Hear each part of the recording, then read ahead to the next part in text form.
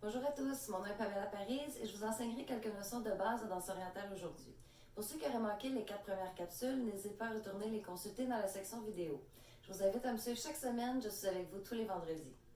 Dans cette 5e capsule, nous allons commencer par travailler notre bassin et nos hanches.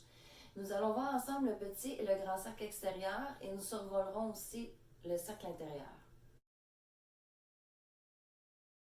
Je vous fais toujours mon rappel de début de cours. Prenez le temps de vous échauffer un petit peu. N'oubliez pas votre posture de base corporelle, telle que vue dans la capsule 1, et de dissocier le plus possible la cage thoracique de votre bassin. Et surtout, n'oubliez pas de respirer.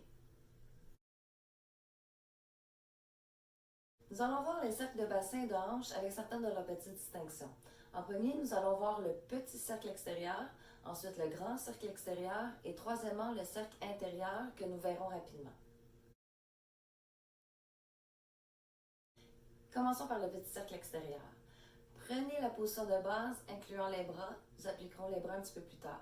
Debout avec vos pieds de la largeur de vos épaules ou de vos hanches, poussez votre bassin vers la droite, puis amenez-le vers l'arrière. Ne courbez pas le haut du dos, assurez-vous de garder le dos droit. Maintenant, amenez votre bassin vers la gauche, puis vers l'avant en gardant toujours le dos droit. On revient au point de départ ou en position initiale.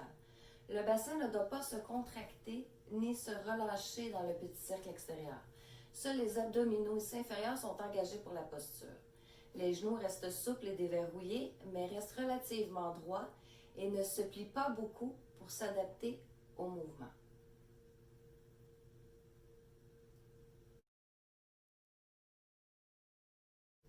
Le petit défi est d'essayer de garder votre tête au niveau afin qu'il y ait peu ou pas de changement de hauteur ou de niveau. Essayons le petit cercle extérieur avec la musique. On prend la bonne position, choisissez le sens qui vous plaît. N'oubliez pas de transférer votre poids et de garder les genoux légèrement fléchis. Gardez votre cage thoracique élevée, les bras et les épaules détendus. Et lorsqu'on change de direction, pensez un peu à respirer. On fait des cercles complets. Allons-y.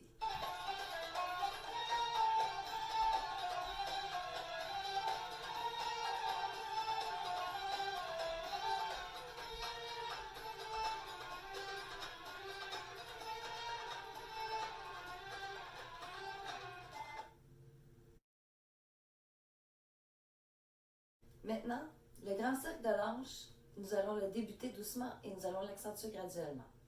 Prenez la position de base et debout avec vos pieds à peu près de la largeur de vos épaules ou de vos hanches. Poussez votre bassin vers la droite, puis amenez-le vers l'arrière en vous penchant légèrement vers l'avant avec le haut du corps, mais en laissant la cage thoracique au neutre comme au naturel. Ne courbez pas le haut du dos, assurez-vous de garder le dos droit. On engage les abdominaux supérieurs, les bras restent ouverts. Maintenant, amenez votre hanche, votre bassin vers la gauche, puis vers l'avant, en vous penchant légèrement vers l'arrière, avec le haut du corps pour garder un meilleur équilibre, mais en gardant toujours le dos droit. On revient au point de départ ou en position initiale. Le bassin ne doit pas se relâcher. On engage les abdominaux inférieurs pour rester au neutre.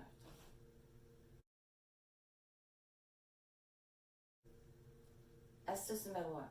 Le transfert de poids des jambes est très important. Faites des cercles complets. Astuce numéro 2.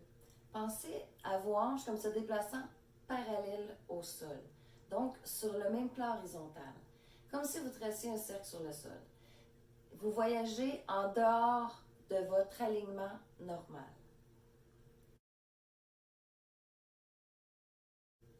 Une fois que vous avez maîtrisé le mouvement de base, vous pourrez l'accentuer en vous penchant de façon plus prononcée vers l'avant lorsque le bassin recule. Attention par contre de ne pas courber le haut du dos. On ouvre la cage thoracique et on garde la tête relevée.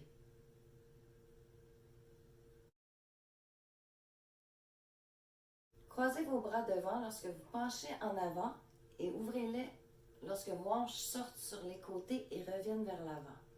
Les coudes restent alignés avec la poitrine.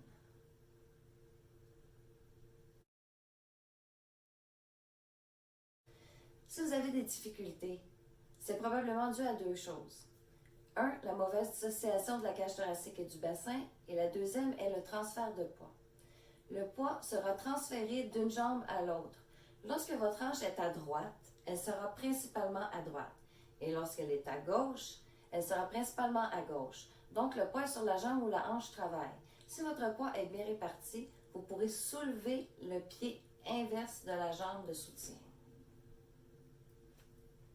Et lorsque vos hanches sont vers l'avant, le poids est réparti uniformément entre les pointes des deux pieds. Et lorsque vos hanches sont vers l'arrière, le poids est réparti sur vos talons.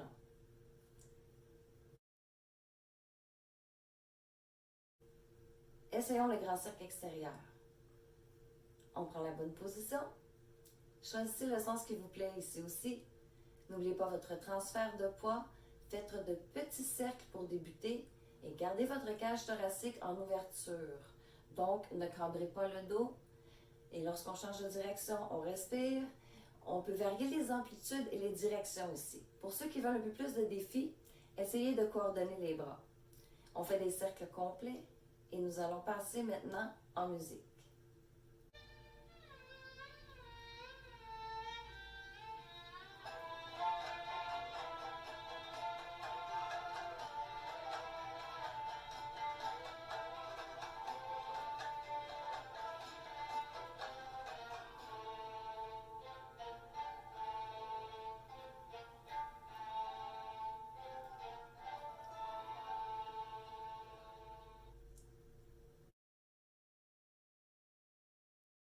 Voyons maintenant le cercle intérieur de hanche. C'est un travail des muscles intérieurs. Nous allons survoler le sujet car nous aurions besoin d'une capsule entière pour vraiment voir le point en détail. Debout, les pieds rapprochés à la largeur des hanches, les genoux légèrement pliés. Relevez vos hanches vers la droite, engageant les muscles obliques droits et les genoux pour tirer la hanche vers le haut et vers l'intérieur. Ensuite, on replie le bassin en engageant la partie basse des abdominaux. Maintenant, on soulève la hanche gauche, engageant les muscles obliques gauche pour tirer la hanche vers le haut et vers l'intérieur. Puis, on relâche le bassin vers l'arrière en écartant les obliques, en décontractant les abdominaux.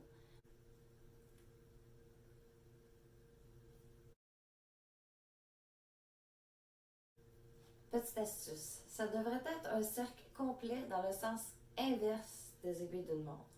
Les genoux devront être légèrement fléchis et devront se plier et se dresser avec le mouvement pour obtenir l'amplitude du mouvement désiré.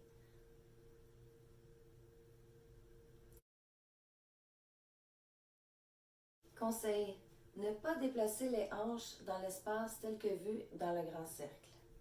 Le mouvement est continu dans le même plan vertical, de sorte que les hanches ne doivent pas dépasser votre axe. Donc, on ne glisse pas vers l'avant, ni vers l'arrière, ni sur le côté. La différence entre le cercle intérieur et extérieur, c'est que dans le cercle intérieur, vos hanches auront un effet de roulement. Dans le cercle extérieur, les hanches sont parallèles au sol.